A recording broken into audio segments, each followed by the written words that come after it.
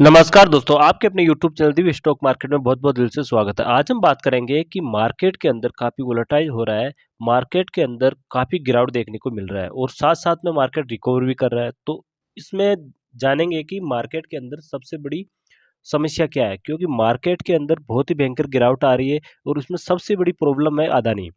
तो अदानी की जो इंडियन मार्केट की न्यूज़ के अनुसार अदानी लगातार गिरावट में आ रहा है और क्या ये गिरावट यहीं थम जाएगी? क्या गिरावट और होगी? और इसके साथ-साथ एलआईसी ने भी अदानी के बारे में क्या बयान दिया है और पीएनबी बैंक ने भी क्या बयान दिया है, इसके बारे में हम सब कुछ जानेंगे। इस वीडियो के माध्यम से आप बने रहे हमारे वीडियो के लास्ट तक। अगर आप हमारे चैनल में पहली बार विज़िट करें तो हमारे चैनल को सब्सक्राइब कीजिए, बेल आइकन घंटी ज़रूर दबाएँ ताकि समय-समय पे आपको न्यूज़ मिलते रहे।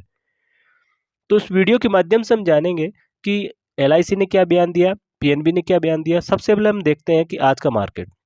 अगर मार्केट की बात की जाए तो बीएसई सेंसेक्स लगभग 0.083% प्रॉफिट में रहा है क्योंकि यहाँ लगातार गिरावट चल रही थी, गिरावट थमी है। और अगर निफ्टी बैंक की बात की जाए तो निफ्टी बैंक के अंदर भी आप देख सकते हो कि सुबह करीब मार्केट के अंदर बहुत ही गिरावट देखने को मिला, लेकिन मार्केट वापस प्रॉफिट की ओर आया और मार्केट के अंदर फिर रिकवरी आई और निफ्टी बैंक में भी 0.66% की प्रॉफिट देखने को मिला। यहाँ पर गिरावट थम चुकी है और इसके साथ साथ निफ्टी 50 की बात करते हैं तो निफ्टी 50 के अंदर आप देख सकते हो कि 0.075% की तेजी आई है।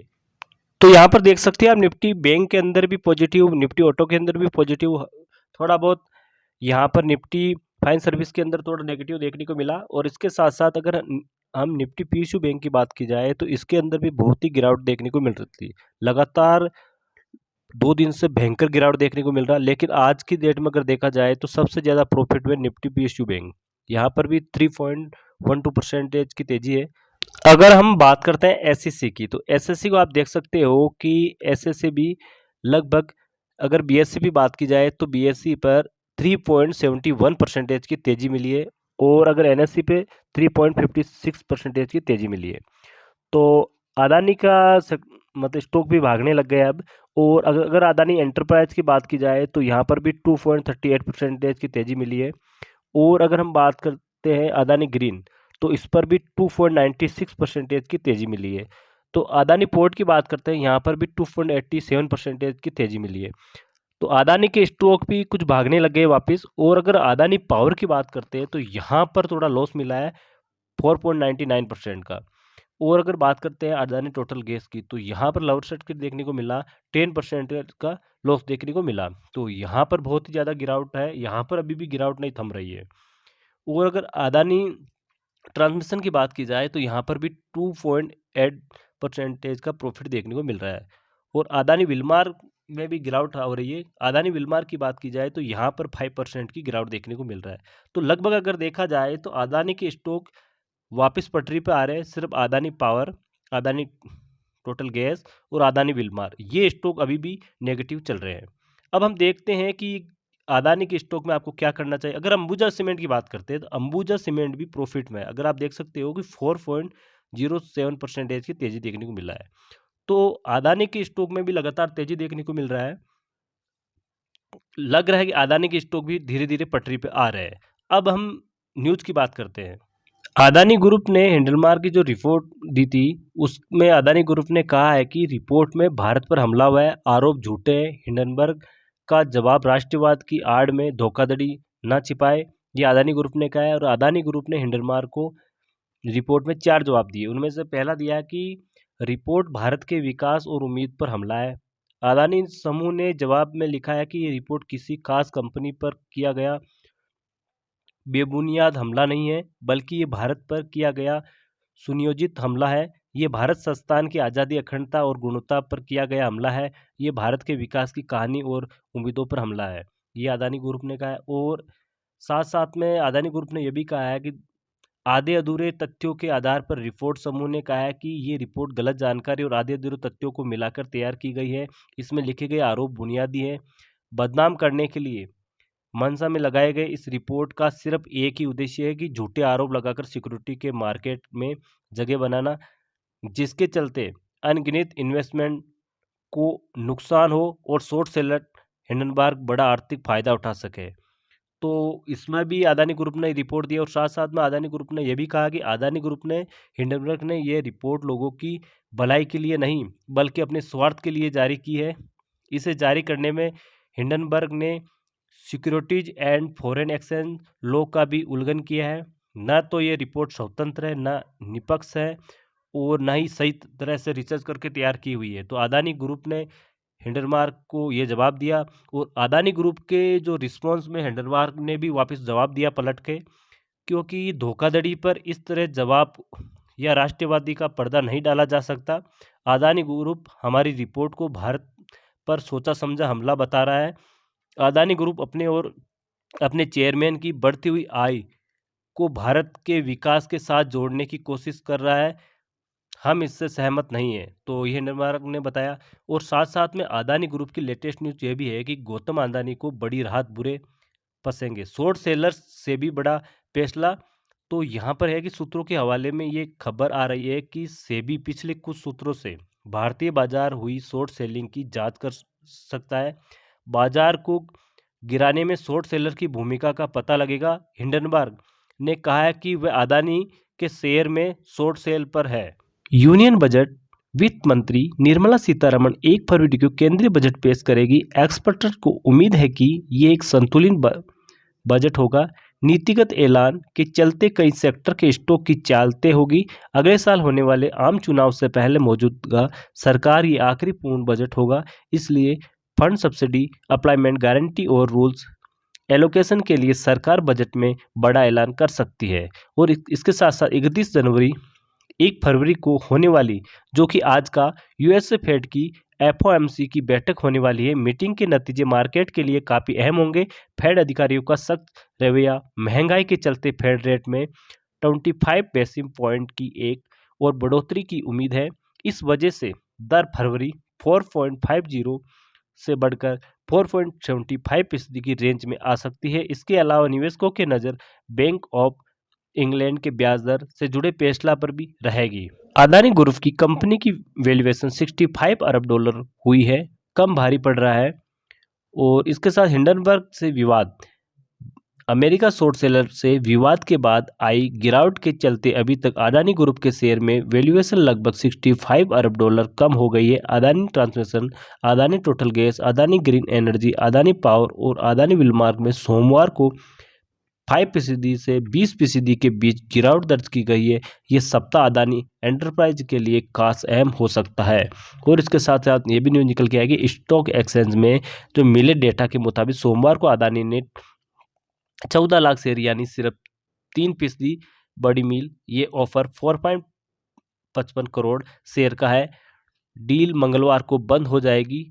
डेटा के मुताबिक अभी तक विदेश में आईआईडीआई के साथ म्यूचुअल फंड ने कोई भीड़ नहीं लगाई है। और इसके साथ साथ हम देख सकते हैं कि जो मोतीलाल ओसवाल ने फाइनेंशियल सर्विस के इक्विटी स्टेटमेंट में हेमांग जानी ने कहा है कि मौजूद मार्केट प्राइम पर रिटेल भागीदारी कम रहने का अनुमान है। हिंडनबर्ग के विवाद के बाद सेंटीमेंट को झटका लगा है। उन्होंने कहा है कि आज का दिन एफपीओ के लिए खास अहम रहेगा। देखना होगा कि इंडस्ट्री इन्वेस्टमेंट की भागीदारी कैसी रहती है और क्या एफपीओ की टाइमलाइन बढ़ाएगा, क्योंकि एफपीओ में सबसे बड़ी प्रॉब्लम यह है कि एफपीओ भर नहीं पा रहा है। हालांकि अदानी ग्रुप को शनिवार को ही कह चुका है कि एफपीओ को प्रस्तावित इश्यू प्राइस बना रहेगा। सूत्रों ने यह भी कहा है कि शेयर की कीमतों में गिरावट के चलते इसकी टाइमलाइन को 31 जनवरी से आगे बढ़ाने का विचार कर रही है। भारतीय रेगुलेटर के नियम कहते हैं कि शेयर ऑफरिंग को कम से कम 90% भरना जरूरी है।